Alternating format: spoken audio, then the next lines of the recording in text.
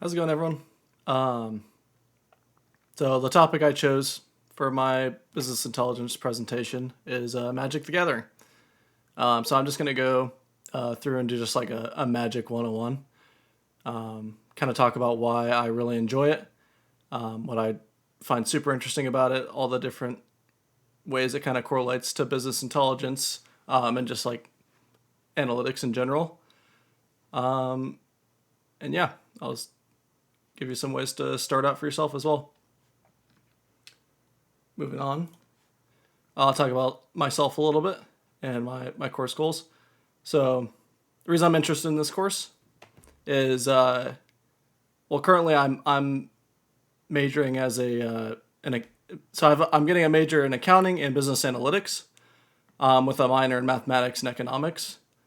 Pretty sure I need this course for my economics requirement, but I'm kind of just interested in like just more areas of the business world. I kind of want to be pretty fluent in a lot of different areas. I feel like it's just a good skill to have. Also, I feel like we're going to learn a lot of communication skills in this class, so I'm excited. Just a little more about myself, some of my hobbies. I was really big into sports earlier in my life. I was a student athlete. I wrestled and played soccer for most of my life. Nowadays, I run the Valorant esports team at UNO. I'm an officer for the club, and I am also the club's treasurer. I really love to play trading card games. A couple of my buddies got me started off with Pokemon, which was fun. I went to a regional event in Indianapolis. Did not win anything, but I had a lot of fun. Got to meet some cool people. I'm really into fitness. I go to the gym at least 3 times a week. I love finance. Maybe not finance classes. I feel like they're a little less interesting, but I do enjoy learning about finances and kind of understanding how to manage money. And then music. I absolutely love music. Over COVID, I picked up the guitar again. I'd played a lot when I was younger, but yeah, I kind of fell off through the years. I got busy with other things. But over COVID, I picked up the guitar again and started playing some songs that I really enjoy. It's been a blast. But just another like interest of mine is just teaching and coaching. Yeah, so I currently I have an internship at Northwestern Mutual.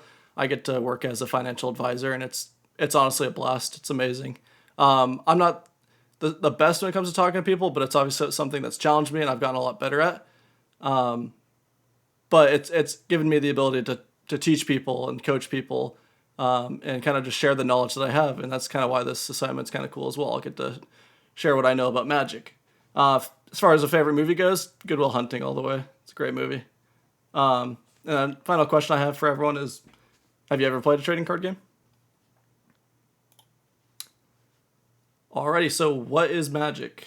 It's a strategic trading card game where you use resources such as mana.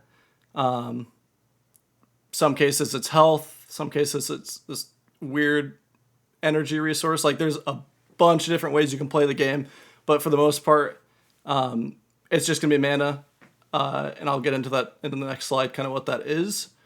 But basically, the whole idea of the game is you generate mana, which is kind of like your economy. Use that mana to cast spells or creatures, and you either use those spells or creatures to reduce your opponent's life total to 0. Now, there's some other cards that have alternative win conditions, and I can find a card in one of the decks I play that has that, as an example, if I remember to. But generally, if there's an alternative win condition, it'll say it on the card. Like some, this is just purely for example, but some cards it could say like, oh, if you have a certain amount of mana or lands, you'll win the game, and that's like kind of puts a time on the game for the opponent to stop you. But I'll talk about a couple of formats today. So pretty much a format is a set of rules for the way the game can be played. There's not only one way to play Magic. There's a handful of ways. There are way too many formats to count, but the ones I'll talk about today are standard, which is a 60 card format, and Commander, which is one of the more popular ones, and it's a 100 card singleton format. So standard 60 card format, you can have 4 of any copy of a card in your deck. You can't have more, but you can have less. The opponents, or I guess the players start at a life total of 20, and generally it's a 1 versus 1. The only caveat when it comes to card totals is everything has to add up to 60. There's no color restrictions or anything like that. But you can have as many basic lands as you want. And obviously you don't know what non-basic lands are, but they're just slightly different, but you can only have 4 of those because they're not basic lands technically. I'll briefly cover what Commander is. So Commander is a 100 card format. I said singleton format. So instead of having 4 copies of any card, you can only have 1 copy of any named card. And that kind of increases the variance a little bit. There's a lot more cards to go through. There's a lot more that can happen. So you can see a lot of different cards in a game. But in Commander, it's a multiplayer format. So generally, there will be 4 players at a table, including yourself. And again, the goal is the same. It's pretty much like, I like to think of it as a race, or maybe like even Hunger Games, where there's 4 players at the table. You want to be the last one standing, and that's how you win.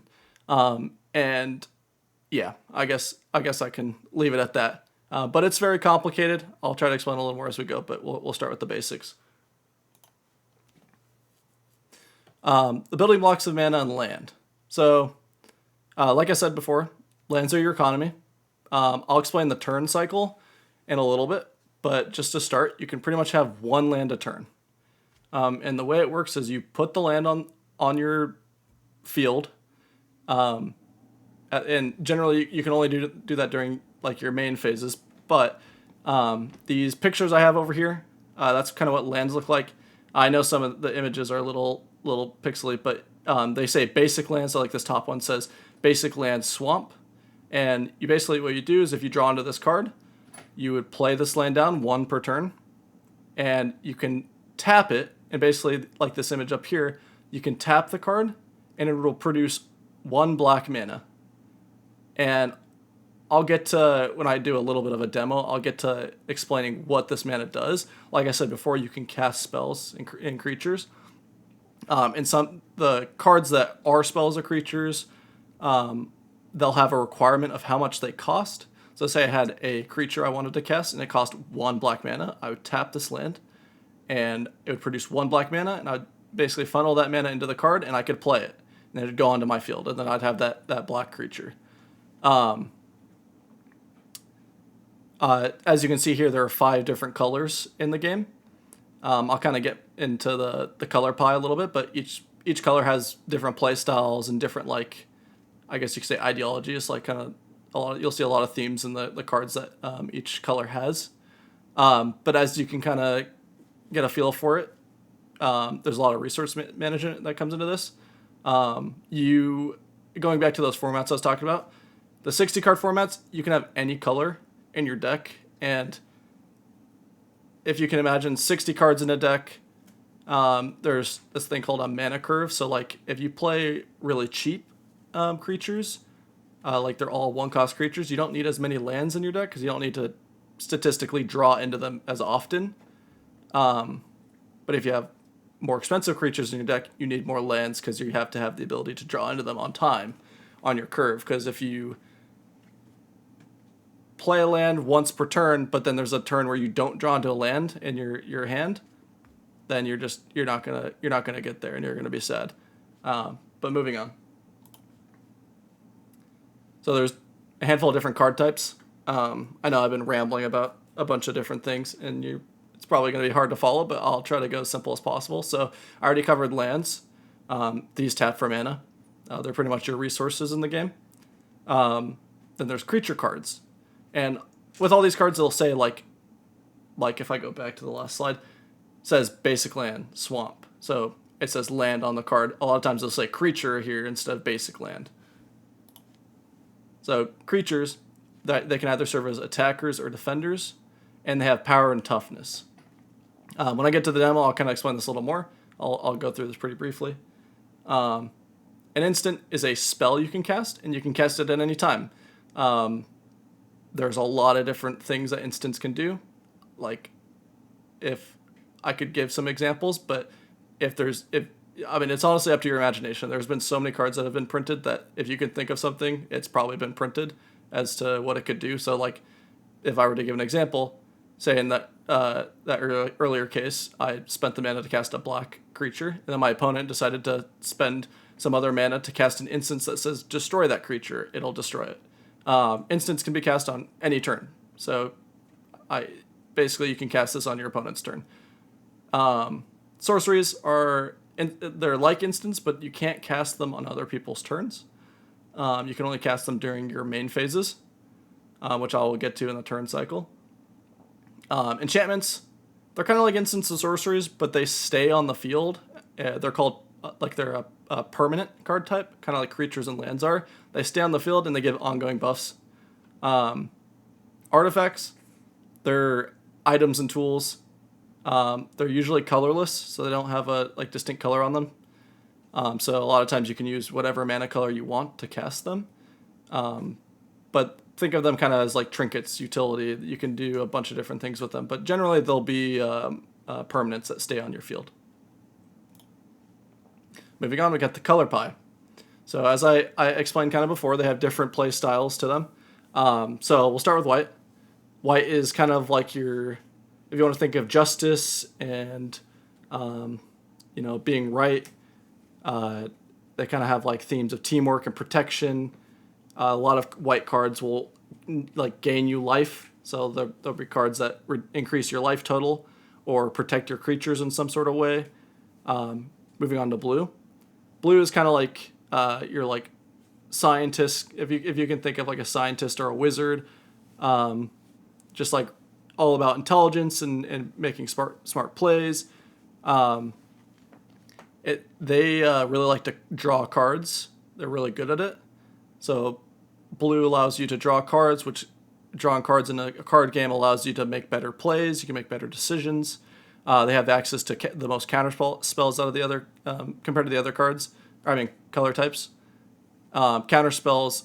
So going back to the instance example, if I were to cast an instant that says destroy your creature, and you're playing blue, and you're like, I don't want you to do that. You have a counter spell in hand. You would tap your lands, produce blue mana, and cast the counter spell. And what the counter spell does is it basically fizzles the other opponent's spell that they're trying to cast, as if it never happened, which is cool. Moving on to black, it's kind of evil, if you can think about it. It's like zombies and like vampires. They have a lot of emphasis on killing things, sacrificing things to produce resources. They have a lot of recursion themes, and if you don't know what recursion is, it's basically bringing creatures back to life.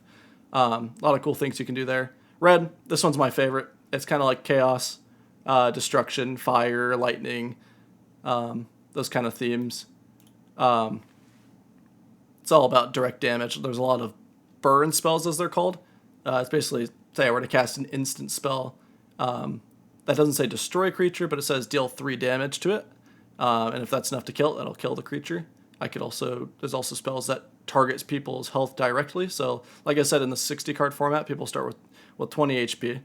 I could cast a card called a lightning bolt, and it deals 3 damage to any target. So I can either choose a creature or the player's face. It'll reduce their life total by 3. Another theme in red is they're a lot faster. But yeah, moving on to green. It's kind of the opposite of red in a sense. It's a lot slower gameplay. They ramp, and ramping is basically playing an additional. So other colors are kind of, for the most part, locked to one land a turn. Green has the most access to these cards called ramp spells, where you can tap your lands, spend the mana to cast the spell, and the spell basically says get more lands on your field. And if you can imagine, if your opponents are locked at one land a turn and you've already put in a couple more lands than they have, you're essentially turns ahead of them, and you have more resources available, so you can cast stronger things, and then have stronger effects. So that's kind of their gameplay. So this is a turn order cheat sheet. I will briefly go through it. I won't go through every detail. There's a lot to unpack here, and I don't want to ramble forever. But you'll start your turn. There's the beginning phase. And I always say this pretty much every time I do it, just so not only I kind of remember, but also my opponents remember kind of what phase I'm in. But I'll say untap, upkeep, draw. So essentially the untap step is you untap all of your lands that you tapped for mana earlier in previous turns. Your upkeep, I won't really cover that. There's some effects that trigger during upkeeps, but that's all I'll leave it at. And then your draw step. So I guess I didn't cover this. In Magic, either the 60 card format or the 100 card format, each player starts with 7 cards in their hand from a shuffled deck. And essentially, when you start your turn, you'll untap, upkeep, draw. You'll draw to 8 cards. And then on your next turn, you'll draw to an additional card. I'll move on. So that's beginning phase. After you draw, you're in your pre-combat main phase. Now in this phase, you can play land, like 1 land per turn, like I said. You can play creatures, you can cast sorcery spells, artifacts, all these different card types that I had mentioned earlier. And if your opponents have access to instants, they can do stuff on your pre-combat main phase as well. Now moving on, if you had creatures on your field, you can go to the combat phase. And kind of the way combat works is you can have a creature. Say I'm playing a 1v1 format. I have a 1/1 creature on the field. Actually, I'll just briefly cover this. I'll just do this in the demo. It's easier if I can show with an actual creature. But yeah, basically you have combat. This is where you can attack people with your creatures and defend. After combat, there's another main phase where you can cast more spells and more creatures. And then moving on to the end phase, this is like the cleanup step. This is where you discard down to 7 cards if you drew more cards during that turn. And your creature's health kind of reset. But I'll move on.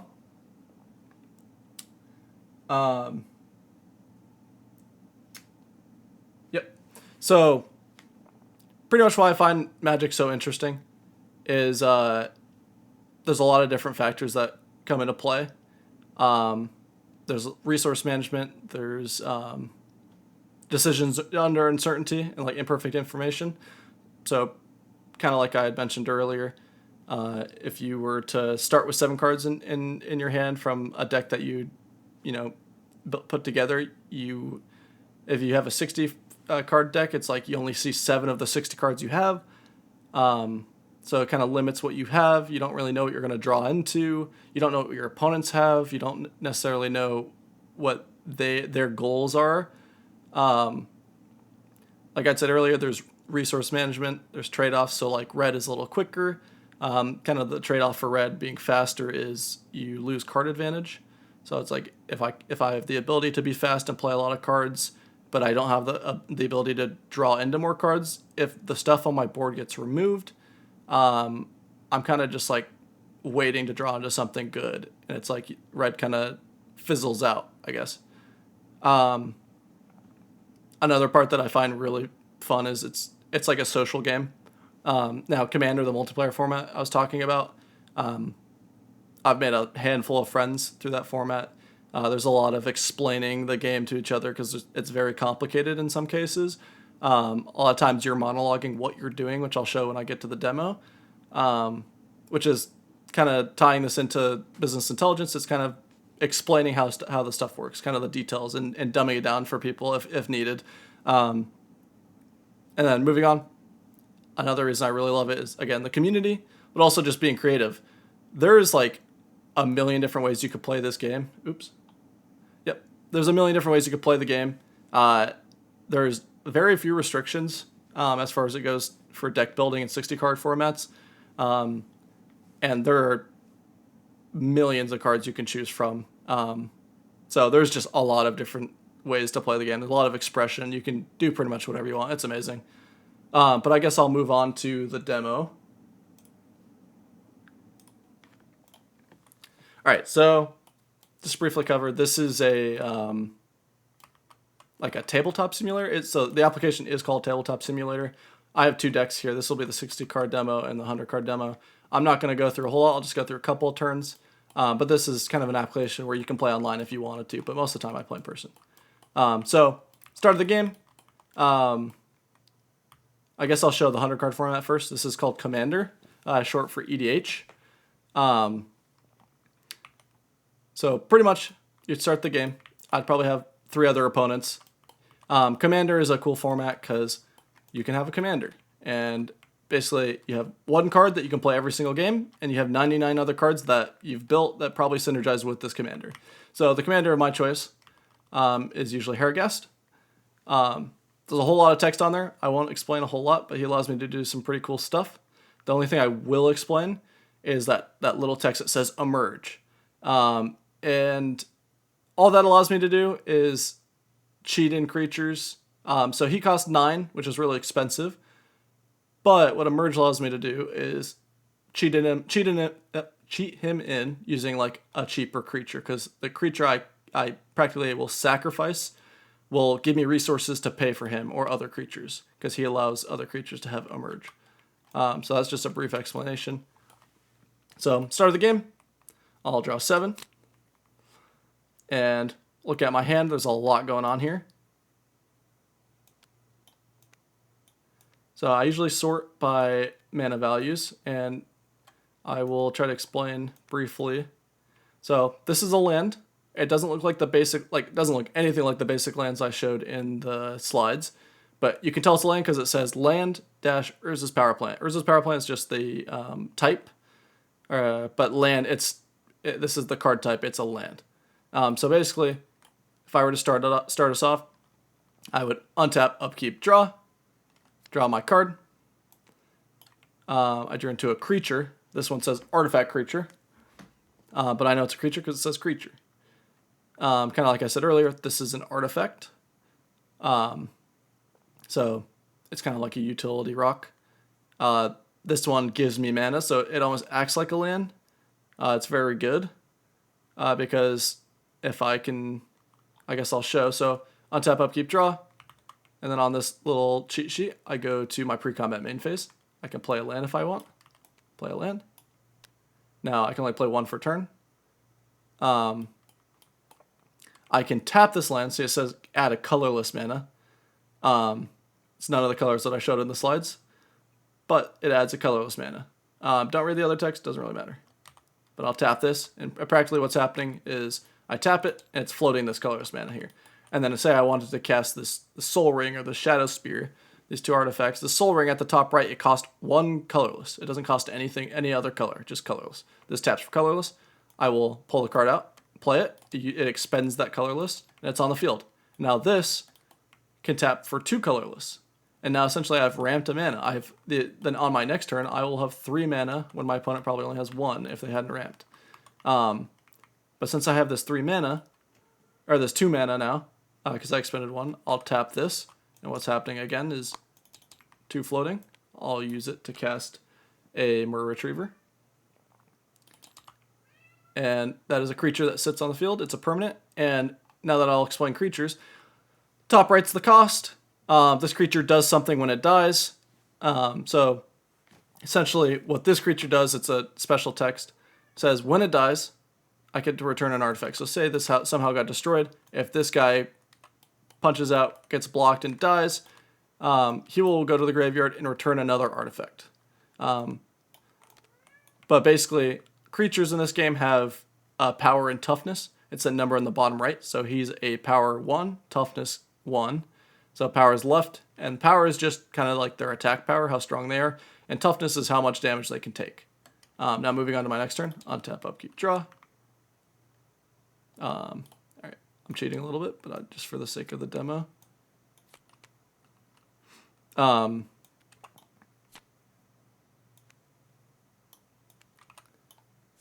So say I drew into another land. I would go land for turn. I have access to 1 red, 2 colorless, and another colorless. So 3 colorless and a red. I have 4 mana total. So I'll tap this for 3 colorless. Then I'll tap my mountain for 1 red. I use all 4 of it to cast a Scampering Surveyor. It's another creature.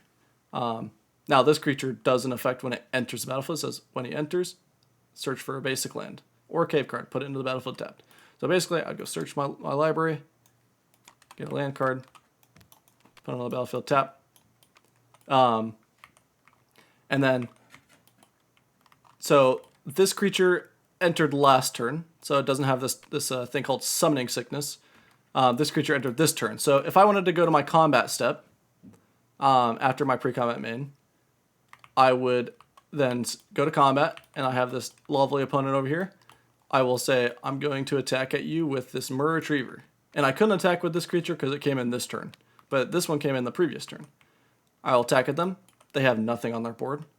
So my creature is a power 1, toughness 1. I'll deal 1 damage to them because they have no defenders. And with that just reduces their life total by 1. Then moving on, I'll go to my next turn. Untap, upkeep, draw. And if I were to go land for turn. So now this is where I can cast my commander. I can cast this card at any point. As long as I have the resources for it. So I don't have 9 mana. But I have this ability called Emerge, which is kind of where some of the nuances of the game come in. There's so many different keywords and texts and things you have to learn. It gets pretty interesting, and there's a lot of cool ways there's a lot of interactions with people where you can kind of learn something new about the game like every day. It's awesome. But all Emerge says is I can sacrifice a creature to contribute towards this cost. So it says Emerge 6 generic and 2 red. I can pay 6 generic and 2 red. So essentially Emerge says I can sacrifice a creature. So my Scampering Surveyor costs 4. So he will pay for 4 of that generic cost. And generic is just, no, you can use any color to pay for it. Those red pips, I would need 2 red, which I have 2 mountains for. So essentially I will kill my Scampering Surveyor. It'll sacrifice. Paying for 4 of this, I need 8 total. So I will tap 1, 2, 3, 4. So accounting for the 2 red pips. And I cast Hairguest. That is kind of the basics of this deck. Without going into further detail, I kind of want to move on from this. I'll go into the 60 card format briefly. Now this format, again, like I said, I could cast this guy at any point. I'd have 3 other opponents. This is the 1v1 format.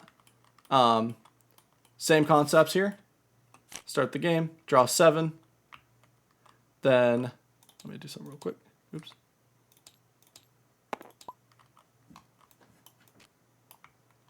Draw 7, and as you can see, my mountains look a lot different. There's different arts. It's pretty cool. In 1v1 formats, it's a little different. You don't draw on your first turn. So essentially, if I went first, I would go land for turn and cast whatever I could. So tap this for Evalder and Epicure. It says when she enters, or he enters, create a blood token, deal 1 damage to my opponent. So we'd start at 20 life total. So enters the battlefield, deal 1 damage to my opponent, and it'll create a blood token. And this blood token says I can pay 1, discard a card, sacrifice it, and draw a card. It's kind of cool. It lets me dig through my deck to find things I need. This deck is another red deck, but it's a little faster. So I actually have something cool I can do here. So like I said earlier, this is a creature, artifact, lands. This will be another artifact. I will play this artifact. Don't worry about what it says on it. But this sorcery, I can cast during my pre-combat main phase. I have the mana to cast it, so I'll cast the red. And it says, as an additional cost to cast it, sacrifice an artifact. I have an artifact right here. And if I do that, I fulfill the cost. I can put 3 goblin creature tokens onto the battlefield. So I will sacrifice this, and then this card will produce 3 goblins. And now I have a pretty big board on turn 1, or turn 2, I guess. So other decks, other colors, I should say, don't have this kind of speed. Now, I'm at 3 cards, and that's kind of the downsides of red, because if there's some way that this board just deletes, I'm kind of at a massive disadvantage, because now I just don't have as many cards to play. But yeah, that's kind of the basics. I will move back to the PowerPoint.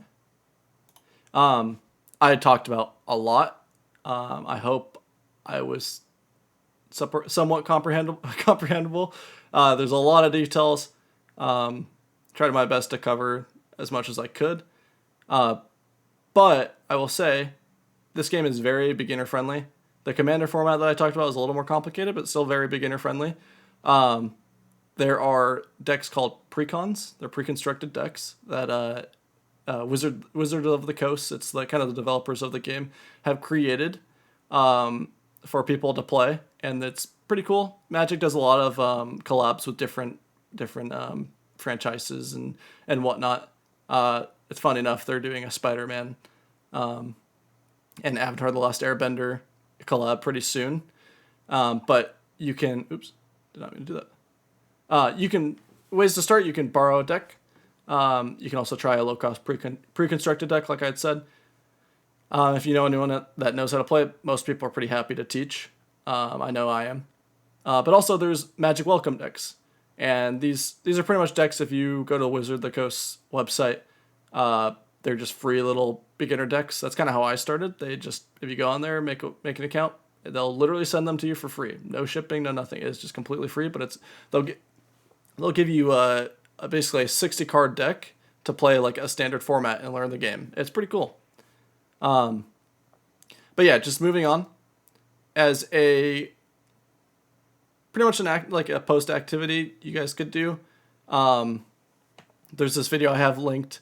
Pretty much explains like the different colors. It's pretty cool. You can kind of relate to colors in a certain way if you know what to look for. A lot of the playstyles are pretty fun. I know there's certain colors that I don't enjoy playing as much. I know there's colors that I do enjoy playing. It's kind of different for everyone.